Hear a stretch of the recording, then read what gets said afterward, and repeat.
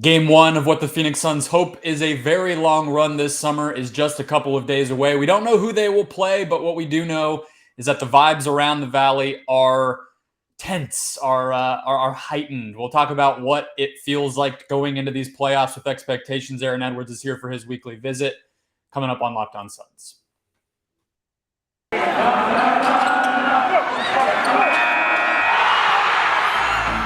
You are Locked On Suns, your daily Phoenix Suns podcast, part of the Locked On Podcast Network, your team every day.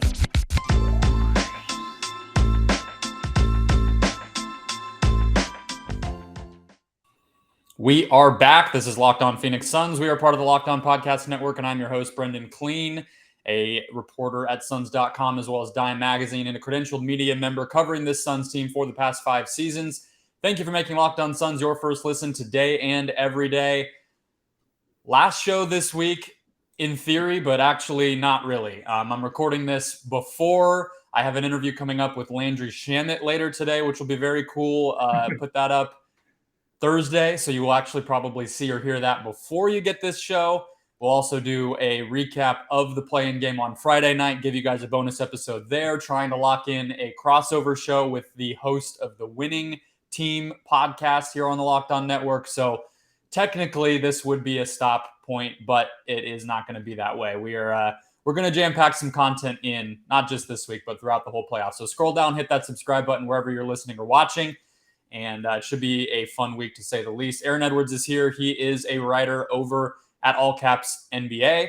He is a weekly guest here on the Locked On Suns podcast. And we have some things to get to news-wise, Aaron, but we're also going to, as I said at the top of the show, just get into our feelings a little bit and talk about what this in-between week really feels like, what the expectations and pressure and tension are with this Suns run. But first, tonight is going to be the play-in game, the deciding play-in game. We have Clippers-Pelicans, basically the game the favorites won both times. It's the game we expected, I guess. What do you think? Did you watch both of their games leading into this one? Who do you like in the matchup? Who do you like as an opponent for the Suns? Where's your head at?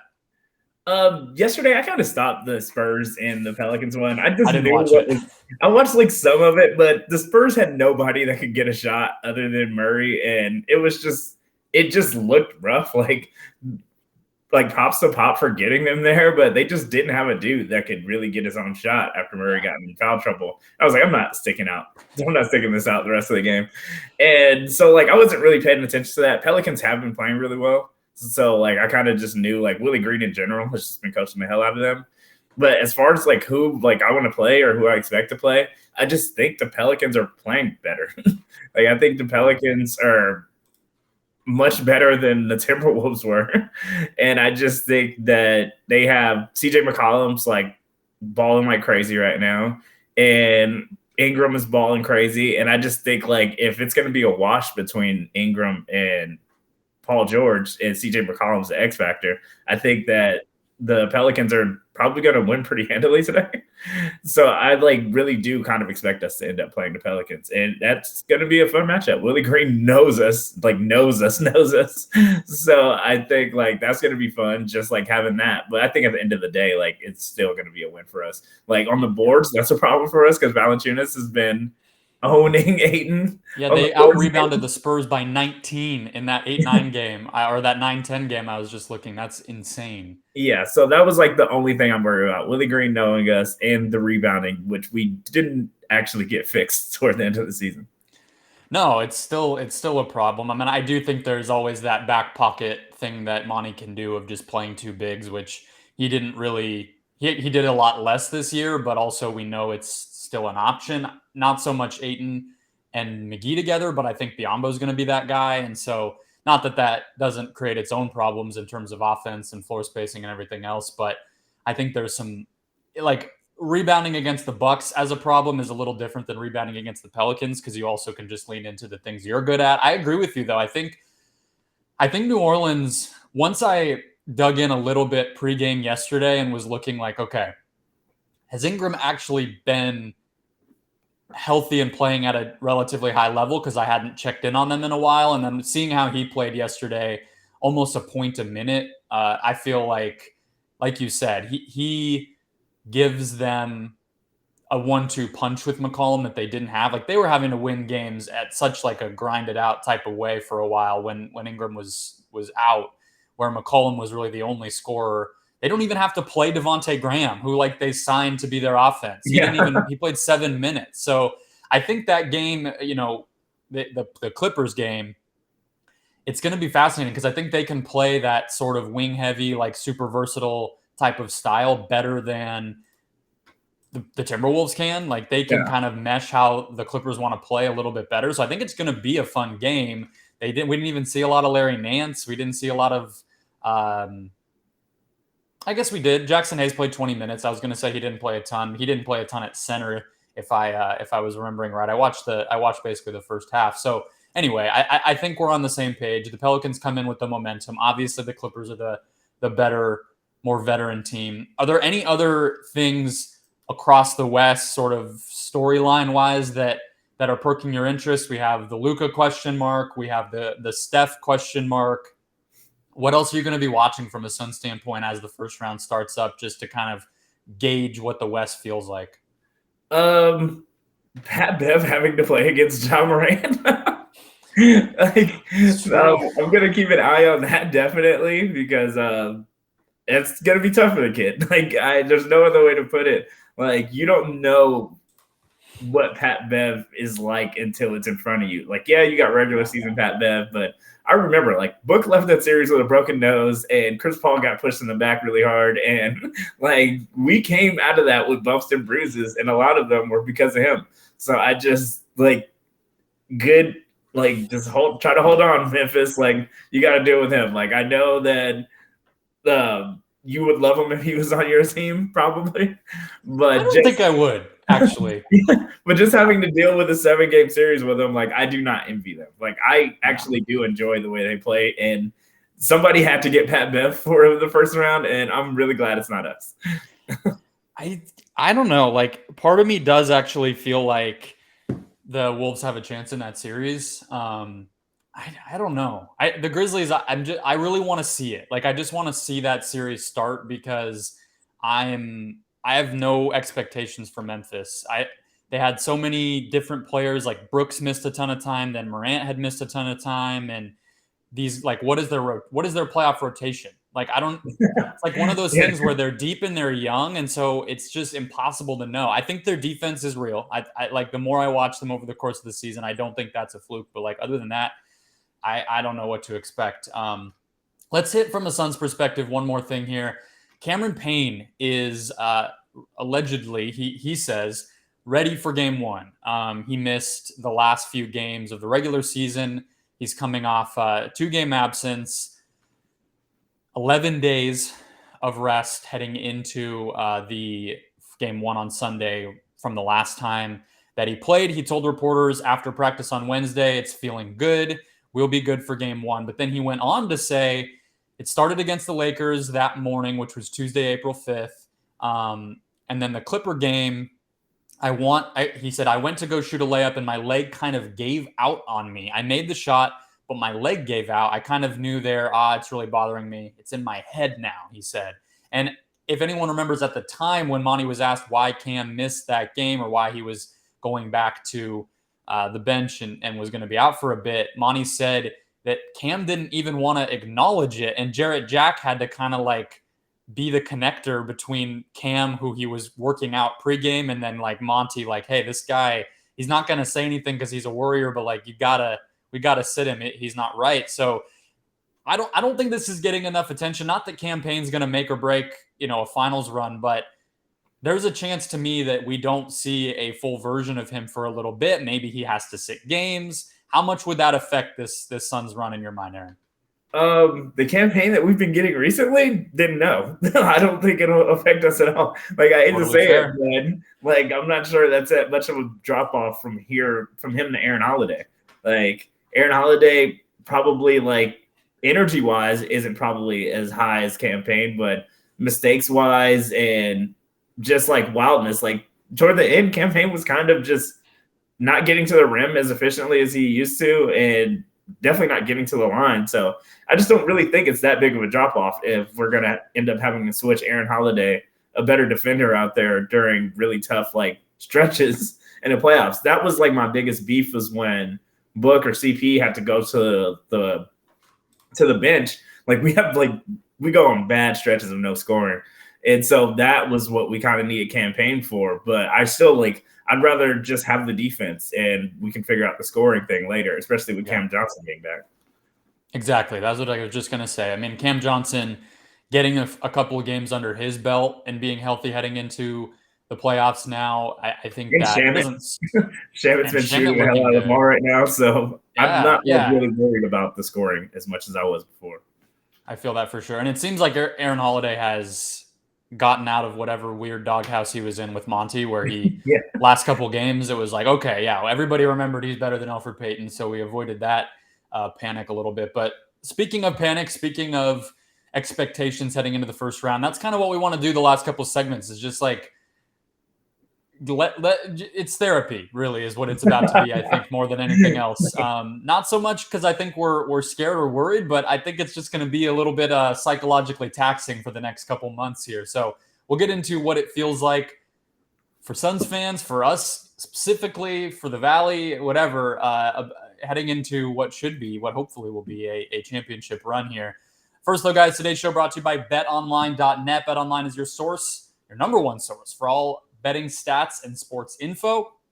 Find the latest sporting developments, including league reviews and news, analysis, podcasts, everything you need to inform your betting as this year's basketball playoffs start up. Major League Baseball season starts up. There's tons of stuff going on. PGA Championship, if you're really riding the golf high. I definitely got some money in on Scotty Scheffler, and I'm feeling good about that. So I might continue to pretend like I know what I'm talking about with golf. But here's what I wanted to share with you guys. BetOnline has NBA Finals MVP odds up here as well. And Devin Booker and Chris Paul are both in the top 10. So I always felt, last year I told you guys consistently, like just bet the easy stuff on the Suns, make the ride even better. And let's see, Booker right now is plus 550. Paul is plus 800. So look, it just makes it more fun if it ends up paying off, in my opinion. So head to the website today. That's betonline.net, or use their mobile app to learn more about the latest trends and action. BetOnline, where the game starts. All right, Aaron. So all along this season, as it kind of became clear, like, okay, there's not going to be a drop off from last year. In fact, they might be better. This felt to me a lot like the 06-07 season. I don't know if you've ever thought about it that way. It's not exactly, crazy. It's one of the better teams in franchise history. Yeah. They were 61-21. In my opinion, that team was the most talented top to bottom that the Suns, the 7 seconds or less teams ever had. But we know what happened there, right? I mean, you bring up that season and it immediately, nobody remembers the talent. Nobody cares about 61-21.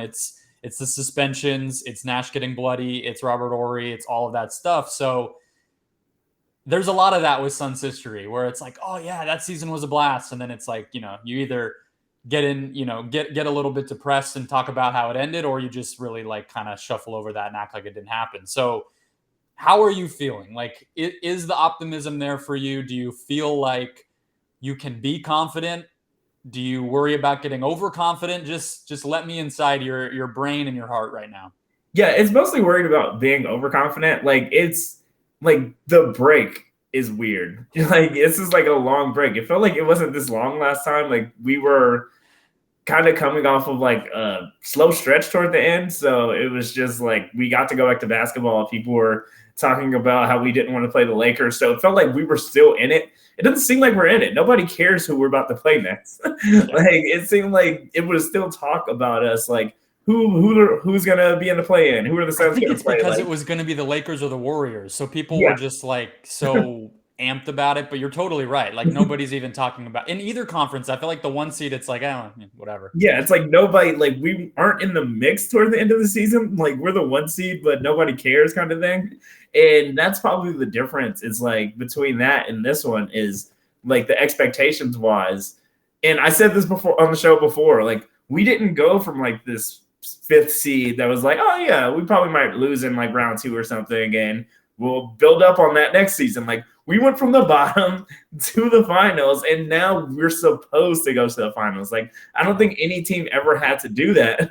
Like even the Warriors, when they were going on that run, the 2014 season, they lost to the Clippers in like round 2, and like they were supposed to. Like that was good for them.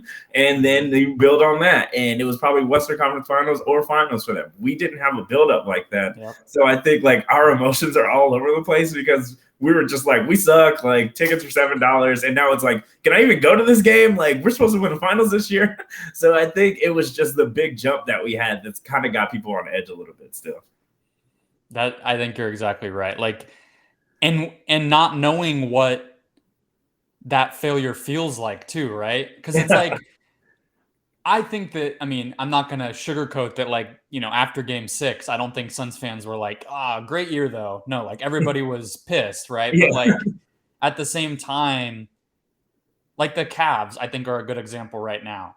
Like Cavs fans seem pretty chill about how things played out. Like same with Wolves fans. Like, I feel like Wolves fans, like if they win or they won, and if they lose in this first round and it's like a 6-game like fun series, they'll go through the summer like, man, that was really enjoyable. I had a great time this year. And the Cavs, like they were like the 3 seed for most of the year. Then their entire roster goes down, and they're like, great experience for the guys. We'll be back next year. Like the Suns didn't have that point in time where it was like, what a great experience. I guess it was kind of the bubble. Yeah, I was thinking that. It was like the bubble, and Monty like said in his speech, he was like, we're going to build on this, and we're going to be good next year. And we didn't even have Chris Paul yet, but like I think without Chris Paul, we would have been like a 5th, 6th seed. And I think that would have been that year for us, like where we were like grinded out some tough wins and maybe lost in round 2 or something like that. And then James Jones was like, no. Here's what we're doing. Yeah. So I think like we would have been that team last year had we not got Chris Paul, but like we got the big jump from the bubble. Like we went undefeated. The momentum was like for us at that point.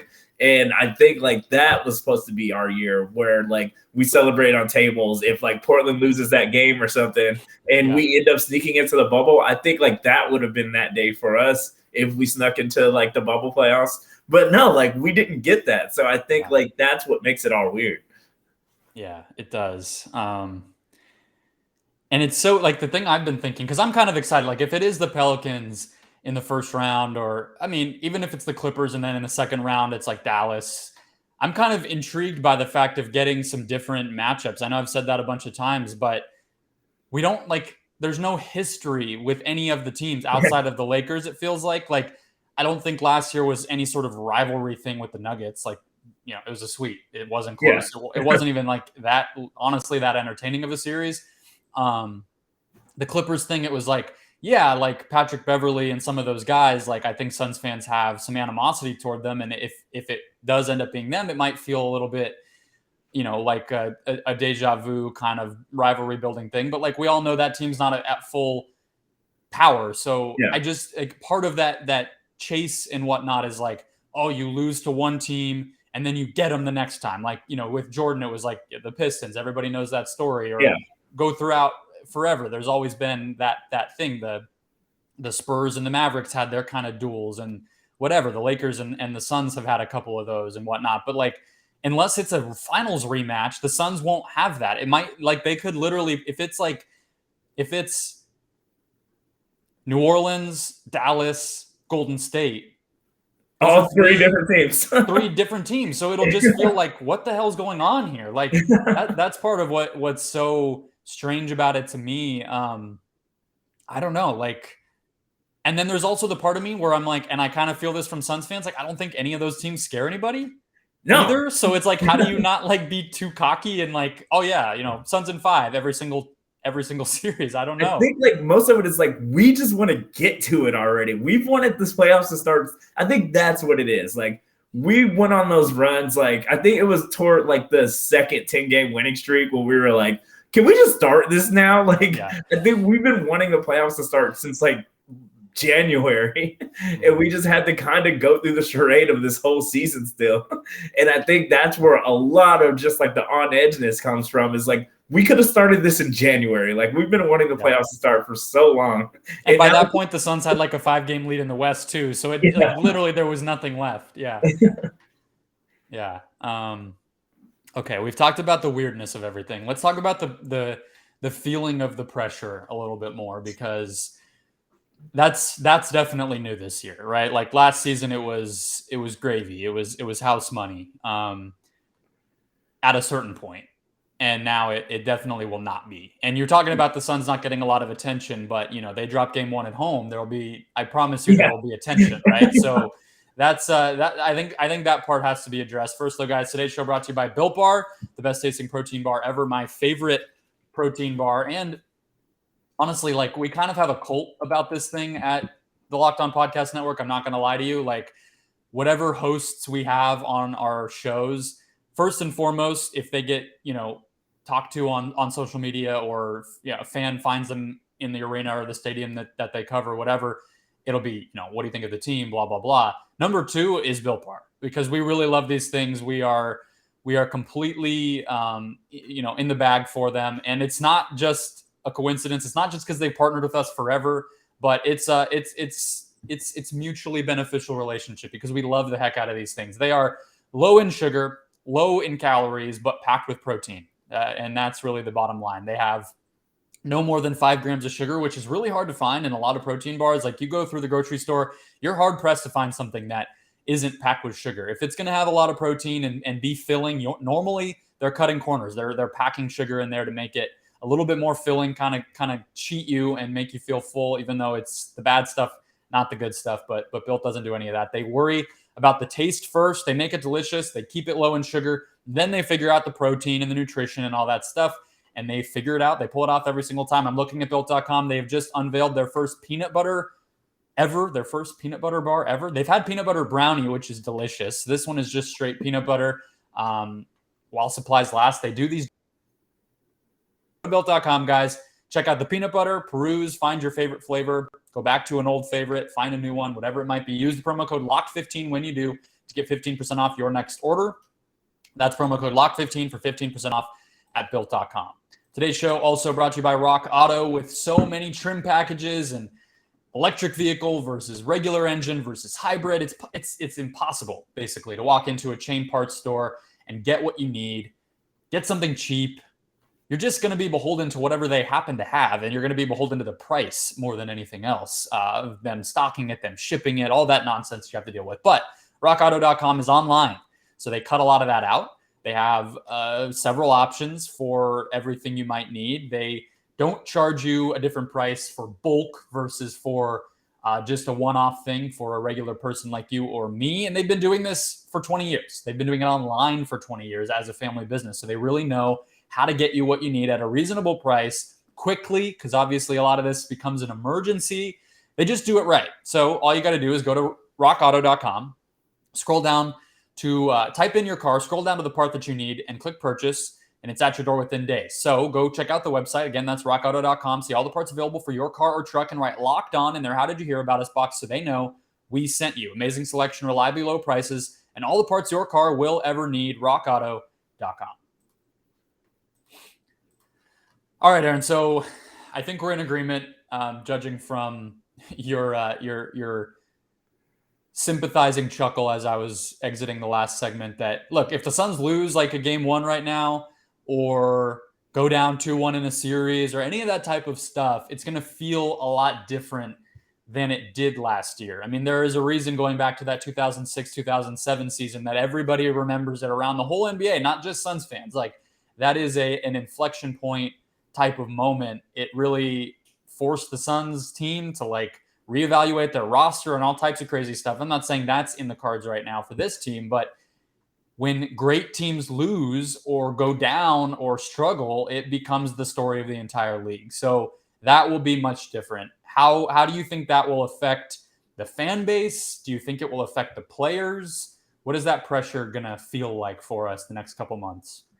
I don't think it'll affect the players. I think they were one nuclear all-time performance away from winning a final. So I just think that's always going to be in their head. It took one of the greatest performances in NBA history and greatest stretches of basketball in NBA history to beat them. So I just don't think that they're just going to put their heads down if like McCollum or Morant or like Steph has like a wild game every couple times. Like I just don't think. I think they've gone through it now. They know where their bodies need to be now. Like they were talking about that. Like just getting in the right shape to go on the stretch, because a lot of them had no idea what their bodies needed, where their bodies needed to be at last year, other than Chris Paul. And even he got hurt in game 1, game 2.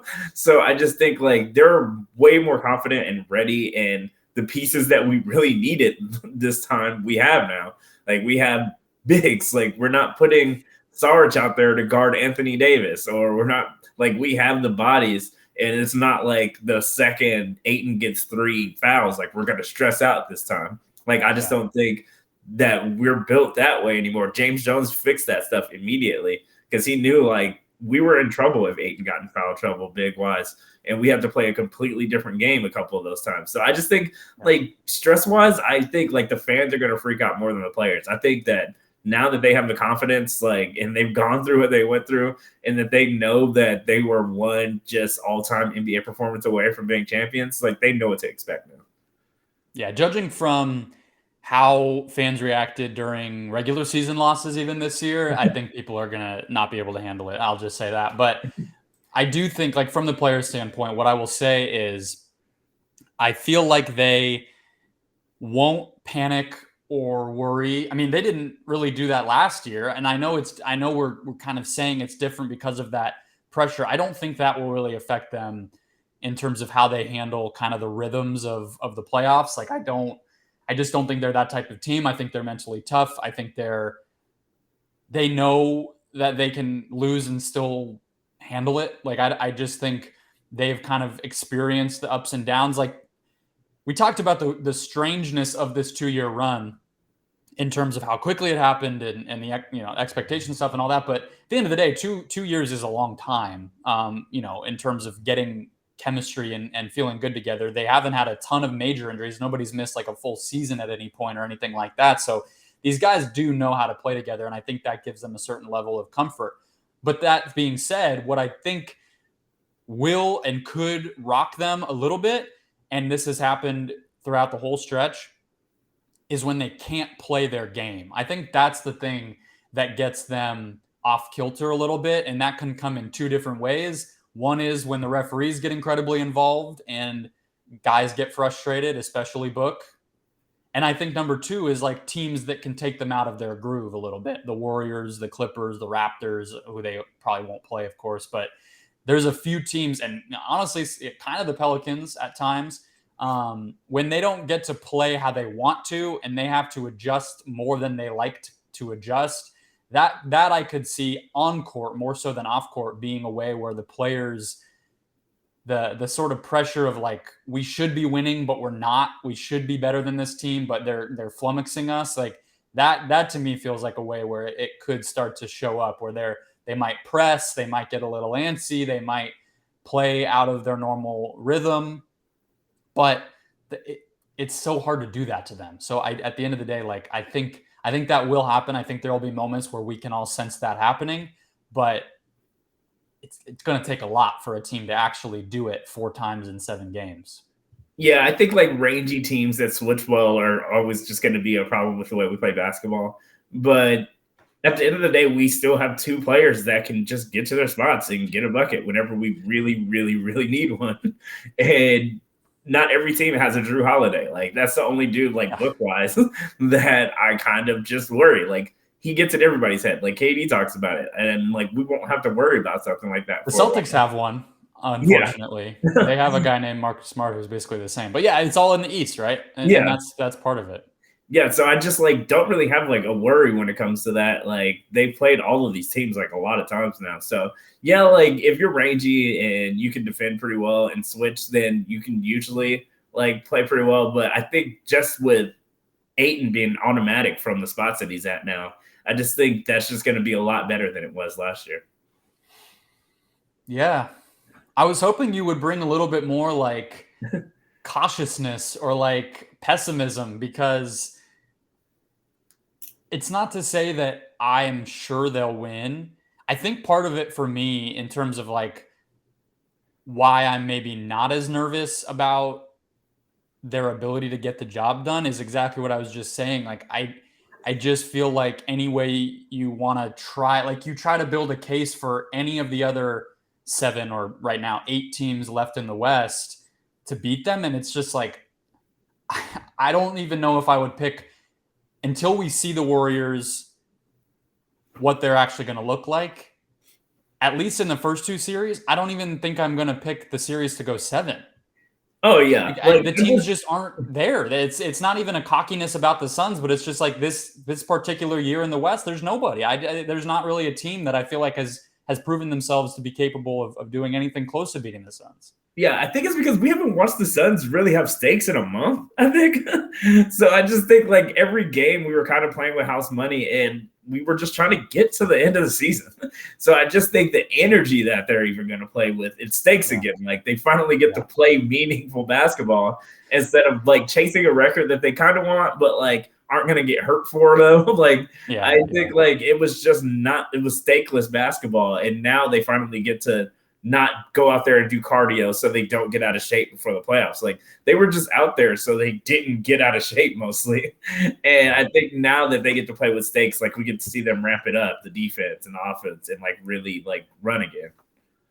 I think my favorite thing about talking to you every week is when you say something casually so like Suns elitist. You literally just said they were playing basketball to like get a jog in. Is basically what you just said. They were out there going like winning like 75% of their games just as like what we would do to like, you know, get a good exercise out there. Like I love it. No, but you're making me excited too, because the idea of four straight quarters or whatever, you know, 30 games here during this run of like the level of basketball that we saw in that, like take the fourth quarter against the Jazz, like that for 48 minutes, that they can do that. Right. And like, we really haven't seen it at all during the regular season, cause that's the NBA, but it's going to be cool. Like I think game 1 is, I mean, the arena is going to be insane. That weird beach thing they're doing, more power to them. That's probably going to be insane. You know, I think the team's going to bring it, and I'm excited. So whether it's New Orleans or the Clippers, I think that's enough of a good test. They won't come in underestimating anybody. It'll be, you know, a team that that is an actual sort of matchup for them to deal with in the first round. I think that's good for 1 seeds. I don't think playing bad teams is always for the best, and it's gonna be awesome. So keep it right here. As I said, Landry Shamet interview. Recap of the play-in game / preview of the series, hopefully a crossover with the other host, getting you ready for game 1.